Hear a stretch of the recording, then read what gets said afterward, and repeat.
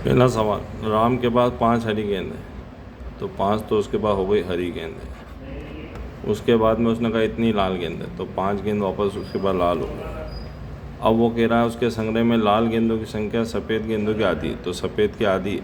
इसका मतलब लाल जो है वो सफ़ेद की आधी है, तो सफ़ेद इसकी डबल हो गई, तो सफ़ेद गेंदें हो जाती हैं यहाँ पे 10। और नीली के लिए वापस उसने कहा कि 1/3 है, तो लाल का अगर 1/3 नीली है, तो लाल अगर 5 है तो इसका 3 गुना मतलब नीली हो गई, तो 15 गेंद उसके पास नीली हो गई। अब कुल गेंद चाहिए, तो 15 और 10 25 और 5 30 और 5 35, तो पहले क्वेश्चन का आंसर हो जाएगा 35। पानी की भरी 12 बाल्टी से अगर एक बाल्टी में क्षमता 13.5 लीटर तो 13.5 बराबर, उधर वो कह रहा है कि 9 लीटर क्षमता वाली, तो कितनी बाल्टी चाहिए? तो 12 इंटू 13.5 अपॉन में लिखो 9।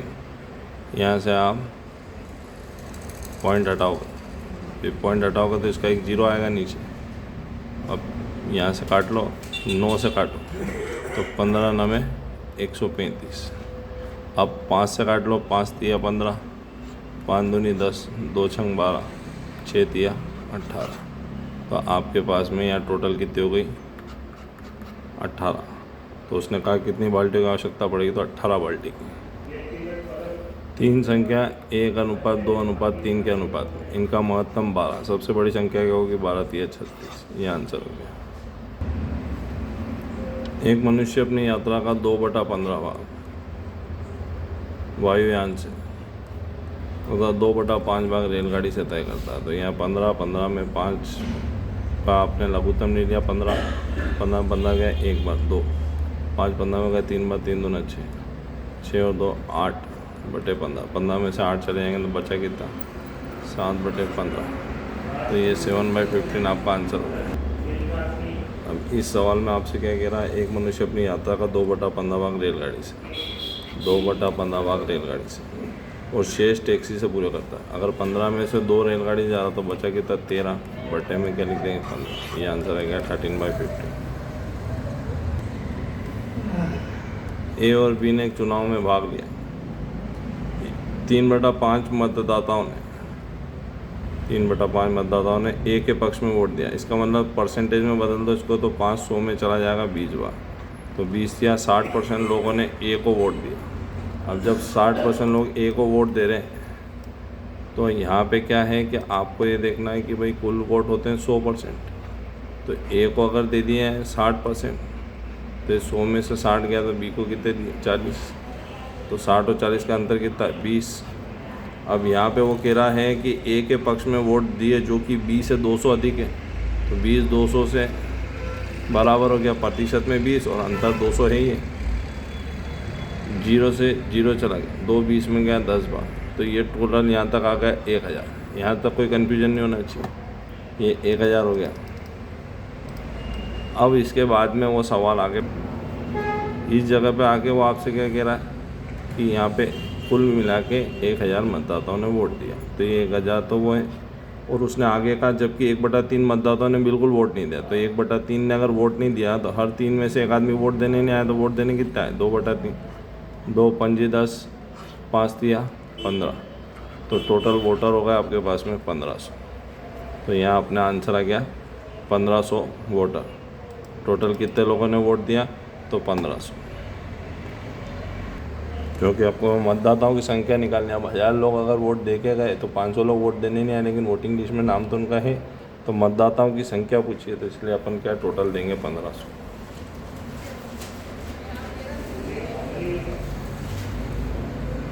एक त्रिभुज की भुजाएं 1/2 अनुपात 1/3 अनुपात 1/4 के अनुपात में। अब यहाँ पे क्या है, इसका परिमाप दे रखा आपको 52 सेंटीमीटर। तो ये परिमाप अगर 52 सेंटीमीटर है, तो सबसे छोटी भुजा की लंबाई बतानी है। तो ये क्या है कि कोई भी अपने को एक त्रिभुज है, जैसे ये एक त्रिभुज बनाया मैंने। अब त्रिभुज है, इसकी 3 भुजाएं हैं, तो तीनों भुजाएं अपने को लेनी है। तो सबसे छोटी वाली भुजा यानी इसकी लंबाई निकालनी है, इस भुजा की लंबाई बतानी है। तो सबसे पहले आप ये जो 2 है 3 है और ये जो 4 है इनका लघुत्तम लो, तो 2 3 4 का लघुत्तम लोगे तो लघुत्तम कितना का 12।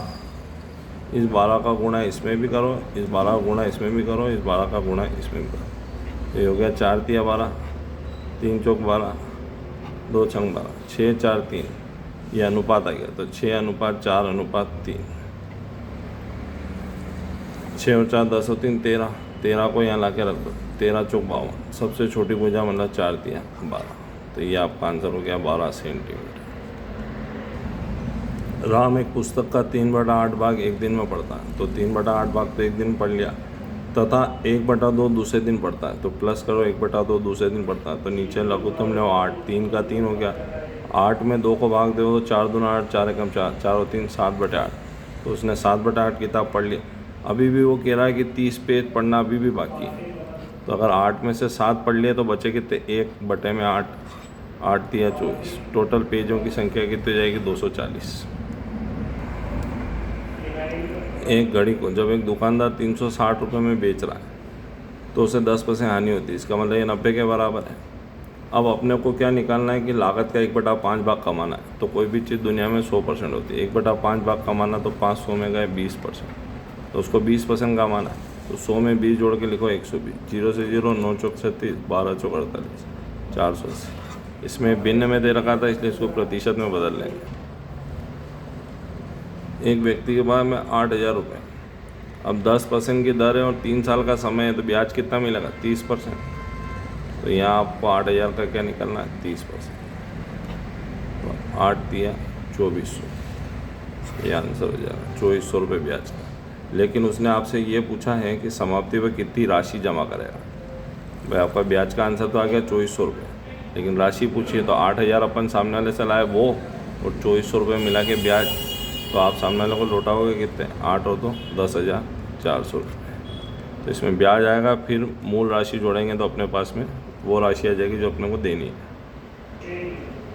इस सवाल में वो कह रहा है कि 15 लोग हैं जिनका औसत 45 है, तो योग हो जाएगा 675, मल्टीप्लाई कर लो। अब 2 व्यक्ति को निकाल दोगे तो यहाँ पे जो 2 व्यक्ति आपने निकाले हैं, तो 2 व्यक्ति को निकाल देने से आपके पास जो इधर लोग बचे, वो जो लोग हैं वो यहाँ पे 2 कम हो गए, चूँकि 15 थे, 2 कम हो के 13 हो गए, और इधर जो औसत था वो 45 में 5 बढ़ के 50 हो गया, तो 13 × 50 650, तो 675 में 650 निकाल लो, तो ये उन 2 लोगों की आयु का योग है जो गए हैं। तो 25 में 2 का भाग दो तो उनका औसत, 2 का भाग क्यों, जो 2 लोग निकाले इसलिए, उनका औसत आयु कितनी हो गई 12.5, तो 12.5 वर्ष औसत है उनका।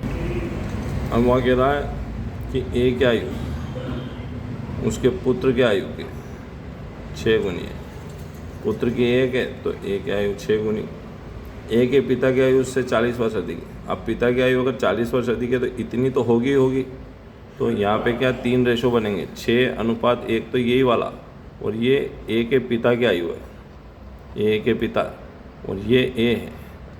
अब वो जो 40 वर्ष अधिक है तो पिता की आयु बराबर तो होगी नहीं, तो पिता की आयु तो इससे 40 वर्ष अधिक हो, तो वो 40 को आप सवाल में से सबसे पहले क्या कर दो, माइनस कर दो, तो 118 में से 40 माइनस कर दो, तो 11 में से 4 चले जाएंगे, तो 7 और 4 11 होते, तो 78।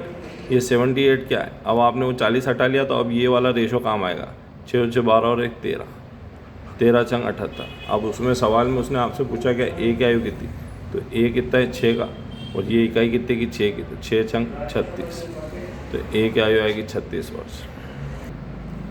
अब यहाँ 2 व्यक्ति जिनके आयु का अंतर दे रखा है, तो अंतर अगर आपके पास में 2 वर्ष, तो 2 वर्ष दे रखा अंतर, तो यहाँ पे 2 वर्ष आपने अंतर ले लिया। अब योग चाहिए सवाल में, अगर योग आ जाएगा तो आंसर बनेगा। तो योग लाने के लिए आपको क्या करना है, सवाल को आगे पढ़ो, उसमें वो कह रहा आयु का योग 144 के वर्गमूल के बराबर, तो 144 का वर्गमूल कितना 12, तो दोनों आ गई आपके पास, योग भी आ गया, अंतर भी आ गया। बड़ी संख्या चाहिए इसलिए 12 और 2 को जोड़ के आधा करो, 12 और 2 14 का आधा कितना होगा 7, तो ये आपका आंसर हो गया 7।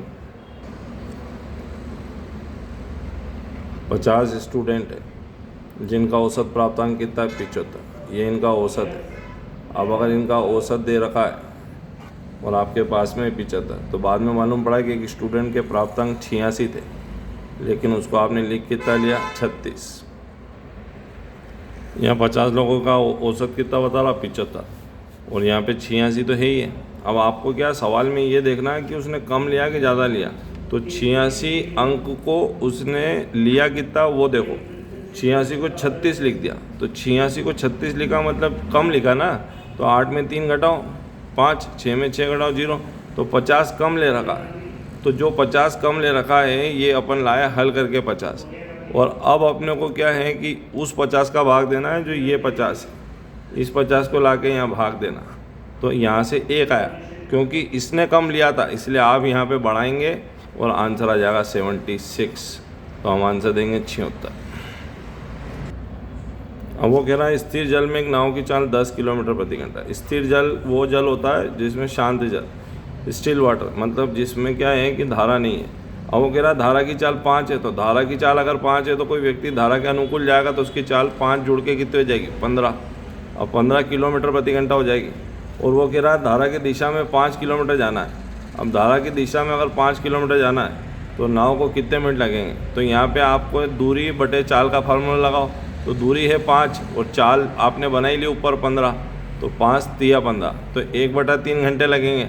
अब क्या होता है ना कि जैसे 1/3 घंटे तो आप बोलोगे नहीं, तो इसको मिनट में बदल लो, तो 1/3 1 घंटे में होता है 60 मिनट, तो 3 60 में कट गया 20 बार, तो हम कहेंगे कि 20 मिनट में वो व्यक्ति पार कर लेगा। अब ये एक त्रिभुज है। अब त्रिभुज का जो क्षेत्रफल दे रखा है वो आपको 150 दे रहा है, जबकि त्रिभुज का क्षेत्रफल होता है 1/2 इंटू आधार गुणित ऊंचाई। तो ये इसका फार्मूला क्षेत्रफल निकालने के लिए। तो अब यहाँ से आपको क्या है कि ये जो फार्मूला इसका इस्तेमाल करना है। अब 150 आपको दे रखा उसने, और 150 जो है वो इसका क्या है क्षेत्रफल है। अब क्षेत्रफल होने के बाद अब आपको यहाँ पे लेना क्या है अनुपात, और अनुपात दे रखा है सवाल में, ये 3:4 के अनुपात में। अब अनुपात है ध्यान रखना। अब आप यहाँ निकाल क्या रहे हो 150 बराबर 1/2 इंटू 3 इंटू 4, आपने रेशो का मल्टीप्लाई कर दिया है यहाँ पे, तो 2 से 4 कट गया 2 बार। अब 150 के भाग में चला जाएगा 3 गुणित 2, 3 से काटा आपने, 3 पंजी 15, 0 का 0, 2 50 में कट गया 25 बार। 25 का वर्गमूल आएगा 5। वर्गमूल क्यों लेंगे 2 रेशो का मल्टीप्लाई करा इसलिए। इसके आधार की लंबाई, तो उसने आधार और ऊंचाई का अनुपात दिया था, तो जो पहला वाला अनुपात है वो आधार का है, तो 5 या 15 आपका आंसर हो गया। अब यहाँ पे जो इकाई दे रखी है वर्ग मीटर है, तो ये भी आंसर मीटर में आएगा, तो आंसर दे देंगे 15 मीटर। ये पीटी कोचिंग के स्पेशल सॉल्यूशन है पेपर के, ध्यान लगा के पढ़ाई करो। 20 क्वेश्चन के हल आपके सामने आ गए। वो कह रहा है एक मंदिर में 25 बेलना का, तो एक बेलन क्या आकार है। अब यहाँ पे क्या है, ये जैसे ये बेलन है, अब अपन ने बेलन मतलब एक सिलेंडर बना दिया। अब पिलर्स बने हुए हैं मंदिर में, तो इनके जो नंबर है टोटल ये 25 है, तो टोटल 25 पिलर हैं। अब वो आगे आपसे क्या कह रहा, 25 बेलना का स्तंभ की त्रिज्या तथा ऊंचाई। तो त्रिज्या दे रहा है, ये त्रिज्या हो गई 28 सेंटीमीटर, और ऊंचाई जो है ये ऊंचाई है ये 4 मीटर में। यहाँ ध्यान देना, एक चीज़ सेंटीमीटर में एक चीज़ मीटर में। तो उन स्तंभों की पेंटिंग की लागत कितनी होगी, जबकि पेंट करने का खर्चा कितना 8 रुपये प्रति वर्ग मीटर है। तो यहाँ जो खर्चा है वो मीटर से खर्चा जो है वो मीटर से दे रहा है। इस सवाल में खर्चा दे ही रखा आपको 8 रुपये प्रति वर्ग मीटर। अब क्या है कि इन सारे डाटा से आपको क्वेश्चन करना है। तो यहाँ पे सबसे पहले तो अपने को ये ध्यान देना है कि काम क्या करना है इसमें कलर का। तो कलर तो होगा पिलर पे, तो पिलर है भार, तो 2πr/h का फार्मूला लगेगा, तो 2 × 22/7 इंटू, अब 22/7 जो आपने किया है यहाँ पे 2 × 22/7 जो आप कर रहे हो। रेडियस का मान लेना आपको, तो रेडियस कितनी है 28, और 28 काय में आएगी सेंटीमीटर में, तो इसको सेंटीमीटर से मीटर में ले जाने के लिए 100 का भाग दो। और ऊंचाई जो है, ऊंचाई उसने दे रखी है आपको सवाल में, हाइट 4 मीटर है, तो ये 4 मीटर भी यहाँ पे ले लो। अब आपको करना क्या, इसको कलर करना है, तो इनकी संख्या कितनी है जिनको कलर करना है? 25, तो वो 25 ले आओ। अब सवाल में आगे देखो कि वो 25 अपन ने ले लिए और 2 into pi into r into h का फॉर्मूला भी लगा दिया, लेकिन अभी पैसे का काम कहाँ है? तो पैसा मतलब 8 रुपये से खर्चा होगा, तो 8 का मल्टीप्लाई करो, पूरा हल करके निकलोगे तो आंसर कितना आएगा? 1408 रुपये, 1408 रुपीज़। हम यहाँ आपके सवाल में वो क्या कह रहा है कि जून 2006 की पहली तारीख को मंगलवार है, तो 1 तारीख को अगर मंगलवार है तो पहली तारीख का मंगलवार ले लिया यहाँ पे। अब मंगलवार को तो आपने यहाँ पे वार बना लिया कि ये मंगलवार है। अब 1 तारीख का अगर मंगलवार है तो वापस मंगलवार कब आएगा?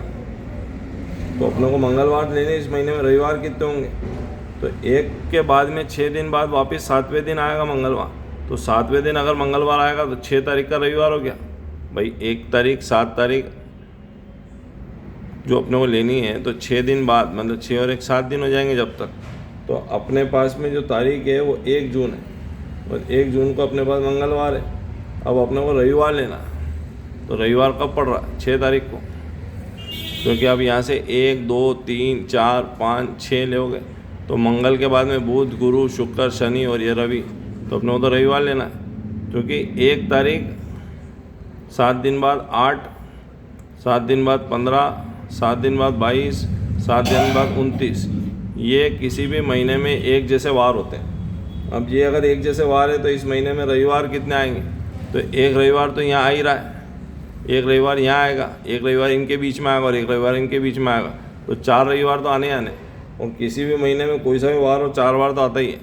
लेकिन यहाँ पे क्या है, ये शुरू मंगल से हो रहा, इसका मतलब इससे पहले आने वाला तो इसमें आया ही नहीं।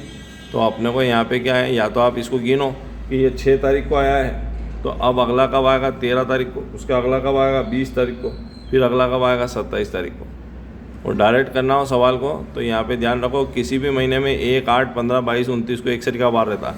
अगर ये मंगलवार है तो मंगलवार से पहले आने वाला रविवार तो उस महीने में निकल गया। अब 8 तारीख से पहले एक रविवार आएगा, 15 तारीख से पहले भी एक रविवार आएगा, 22 से पहले भी एक रविवार आएगा, 29 से पहले भी एक रविवार आएगा, तो 4 रविवार तो पक्के आने ही है। तो यहाँ पे 6 तारीख का रविवार है, 13 तारीख का रविवार है, 20 तारीख का रविवार है, 27 तारीख का रविवार है, तो 4 रविवार आएंगे इसमें। इस सवाल में वो आपको क्या दे रहा है कि सभी कागज़ चादर हैं, तो सारे जो कागज़ हैं वो सब कागज़ काय में आ गए? चादर में आ गए। तो ये सारे कागज़ चादर है, तो ये कागज़ को आपने यहाँ बना लिया और कागज़ काय में आ गए? चादर में आ गए। अब सारे कागज़ चादर में और सभी चादर पुस्तक है, तो सारी चादर काय में आ गई? पुस्तक में आ गई, तो ये यहाँ पुस्तक बना दिया। अब वो निष्कर्ष कह रहा सभी कागज़ पुस्तक है, तो सारे कागज़ पुस्तक में आ ही रहे हैं। छोटा गोला बड़े गोले में तो आ ही रहा है। यहाँ पे देखो ये सेंटर वाला सर्कल जो है 3rd वाले लार्जेस्ट सर्कल में आ रहा है, तो ये बिल्कुल सही बात है कि ये यहाँ पे पहला वाला बिल्कुल सही है। अब वो कह रहा सभी पुस्तक कागज़ है, तो पुस्तक कुछ पुस्तक कागज़ होती तो बात थी। अब वो कह रहा सारी पुस्तक कागज़ है, मतलब बड़ा वाला सर्कल अपने को क्या छोटे वाले सर्कल के अंदर दिख रहा है? नहीं दिख रहा, इसलिए सेकंड वाला गलत। तो पहला सही और दूसरा गलत। आपके इस सवाल में क्या कह रहा? सभी घर और सभी खंबे और सभी दीवार की बात हो रही। तो पहला कथन उसका पढ़ेंगे, सभी खंबे दीवार है, तो सारे खंबे दीवार है, तो खंबे काय में आ गए? दीवार में आ गए, तो सभी खंबे दीवार है, सारे खंबे अपन ने दीवार के अंदर बना दिए। अब सभी दीवार घर है, तो पूरा का पूरी दीवार को काय में ले लोगे? घर में। अब निष्कर्ष क्या कह रहा? सभी घर खंबे, तो सारे घर खंबे, वही की वही बात है। अब पूरा बड़ा वाला सर्कल छोटे वाले सर्कल में है क्या? नहीं है, तो पहला गलत। अब दूसरे में क्या कह रहा है? सभी खंबे घर है, तो हाँ बिल्कुल सही है, सारे खंबे घर तो है ही है, तो पहला गलत दूसरा सही। तो इसमें अपन कहेंगे सिर्फ दूसरा अनुसरण करता है। अब इस सवाल में क्या कह रहा है? 12 लीटर नमक और पानी के घोल में 25% नमक है, तो 12 लीटर में 25% नमक हो गया। अब 2 लीटर पानी का वाष्पीकरण कर दिया, तो बचा कितना? 10। अब इसमें कितना ये निकालना है, तो 12 × 25 बटे में लिखेंगे 10। 5 से काटो, 5 पंजे 25, 5 दूनी 10, 2 छंग 12, 6 पंजे 30, तो यहाँ अपना आंसर आ गया 30।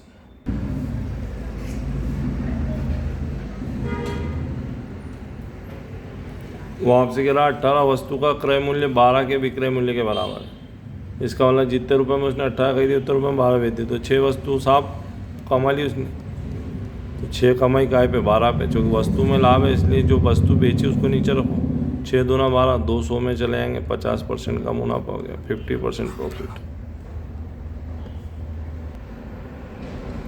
इस सवाल में वो आपको क्या कह रहा है कि इसकी इमेज बतानी है। अब इसकी इमेज आपको बनानी है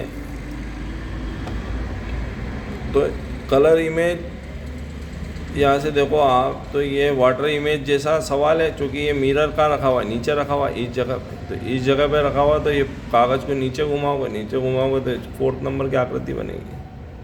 अब इसी सवाल में कह रहा हूँ कितने 1/4 होंगे 13 से 1/2 में, तो कितने 1/4 होंगे, तो यहाँ पे अपने को क्या है 1/4 कितने ये पता करना है 13 से ही 1/2 में, तो 13 दूनी 26 और 1 27/2 बटे में लिख लो 1/4, तो ये इसके साथ और ये इसके साथ।